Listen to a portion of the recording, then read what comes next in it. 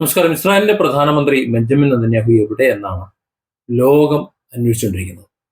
Social മീഡിയയിലും മറ്റും എല്ലാം, എക്സ് പ്ലാറ്റ്ഫോമിലാണ് പ്രത്യേകിച്ച്, നെതന്യാഹു കൊല്ലപ്പെട്ടു എന്ന വിധത്തിലുള്ള ചർച്ചകൾ സജീവമാകുന്നുണ്ട്. നമുക്കറിയാം, ഏതാനും ദിവസങ്ങൾക്ക് മുമ്പ് വരെ നെതന്യാഹു സജീവമായിരുന്നു അവരുടെ രാജ്യത്ത്. അവിടെ നടക്കുന്ന മിസൈൽ ആക്രമണങ്ങൾ, അതിൽ പരിക്കേറ്റവർ, മിസൈൽ വീണ പ്രദേശങ്ങൾ ഒക്കെ സന്ദർശിച്ചുകൊണ്ട് നാട്ടുകാർക്കും പട്ടാളക്കാർക്കുമെല്ലാം ഒരു നവജീവൻ പകർന്നുകൊണ്ട്, ഭരണകൂടം കൂടെ ഉണ്ടെന്ന് ധൈര്യം കൊടുത്തുകൊണ്ട് നെതന്യാഹു നിന്നിരുന്നു.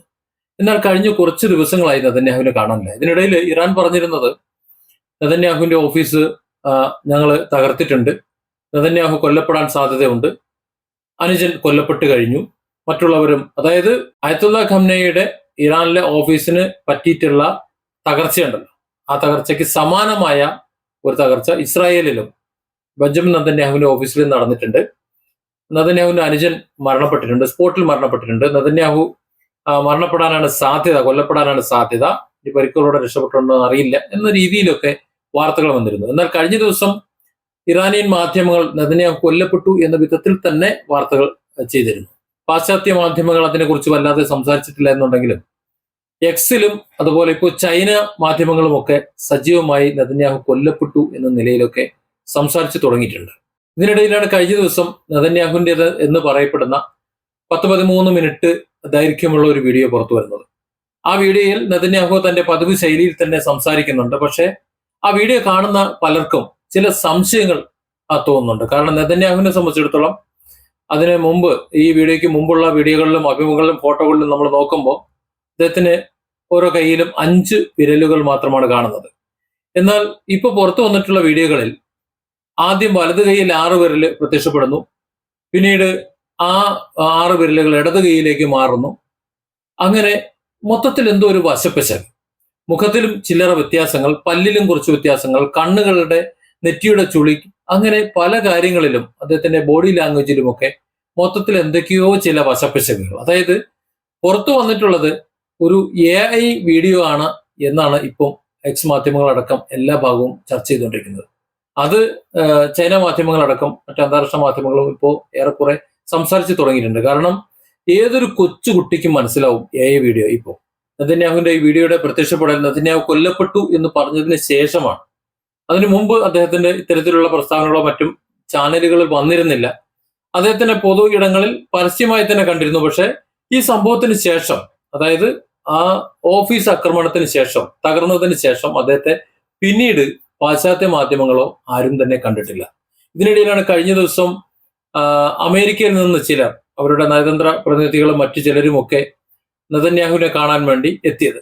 നെതന്യാഹുവുമായി കൂടിക്കാഴ്ചയ്ക്ക് സമയം നിശ്ചയിച്ചിരുന്നുവെങ്കിലും അവസാന നിമിഷം ആ കൂടിക്കാഴ്ച റദ്ദാക്കപ്പെടുന്ന സാഹചര്യമുണ്ടായി. അത് മാറ്റിവെക്കുകയല്ല, റദ്ദാക്കപ്പെടുകയാണ് ഉണ്ടായത്. നെതന്യാഹുവിന് ഒരു പരിക്കും ഇല്ല. ഇപ്പോൾ ഈ AI സംസാരിച്ചതുപോലെ പൂർണ്ണ ആരോഗ്യവാനായിട്ട് ഇരിക്കുകയാണെന്നുണ്ടെങ്കിൽ ആ കൂടിക്കാഴ്ച മാറ്റിവെക്കേണ്ട ആവശ്യമില്ലല്ലോ. മാത്രമല്ല, പഴയതുപോലെ ജനങ്ങൾക്കിടയിലേക്ക് വരാം, അവർക്കൊരു ആശ്വാസമായി നിൽക്കാം, അവർക്കൊരു ധൈര്യം, പട്ടാളക്കാർക്കൊരു മനോധൈര്യമായി നിൽക്കാം, അങ്ങനെയൊക്കെ നിൽക്കാമായിരുന്നു. പക്ഷെ ഇവിടെ അത്തരത്തിൽ നെതന്യാഹുവിനെയോ അദ്ദേഹത്തിന്റെ സംസാരമോ കുറിപ്പുകളോ എവിടെയും കാണുന്നില്ല. സത്യത്തിൽ നെതന്യാഹു കൊല്ലപ്പെട്ടു എന്ന് തന്നെയാണ് ഇപ്പോ മാധ്യമലോകം സംസാരിച്ചു തുടങ്ങിയിട്ടുള്ളത്. പിന്നെ എന്തുകൊണ്ടാണ് ഇസ്രായേൽ അത് പറയുന്നില്ല എന്ന് വെച്ച് കഴിഞ്ഞാൽ, ഇപ്പോ വലിയ ഗതിയിലേക്കാണ് ഇസ്രായേൽ പോയിക്കൊണ്ടിരിക്കുന്നത്. നല്ല അടി ഇറാനിലേക്ക് അവർ കൊടുക്കുന്നുണ്ട്. സംഗതിയൊക്കെ ശരി തന്നെ, പ്രതിരോധമില്ലാത്തത് കൊണ്ട് തന്നെ ഇറാന്റെ ഭാഗങ്ങൾ തകർന്ന് തരിപ്പണമാകുകയും ചെയ്യുന്നുണ്ട്. പക്ഷെ ഇറാൻ തിരിച്ചിങ്ങോട്ട് കൊടുക്കുന്ന അടി ഇസ്രായേലിന് താങ്ങാൻ കഴിയുന്നതല്ല. ഇസ്രായേൽ ഇതുവരെ കണ്ടിട്ടുള്ളതിനേക്കാൾ ഭീകരമായിട്ടുള്ള തിരിച്ചടി ലഭിച്ചുകൊണ്ടിരിക്കുന്ന സമയത്ത് തങ്ങളുടെ ഭരണാധികാരി തന്നെ കൊല്ലപ്പെട്ടു എന്നുള്ള വാർത്ത വന്നാൽ ആ പട്ടാളക്കാർക്ക്, ആ നാട്ടുകാർക്ക് ഉണ്ടാകുന്ന ഒരു അരക്ഷിതാവസ്ഥയുണ്ട്. ആ അരക്ഷിതാവസ്ഥ ഉണ്ടാകാതിരിക്കാൻ വേണ്ടി ഭരണകൂടം മനഃപൂർവ്വം നെതന്യാഹുവിന്റെ മരണം മറച്ചു വെക്കുന്നതാണ് എന്ന തരത്തിൽ പോലും വാർത്തകൾ വരുന്നു.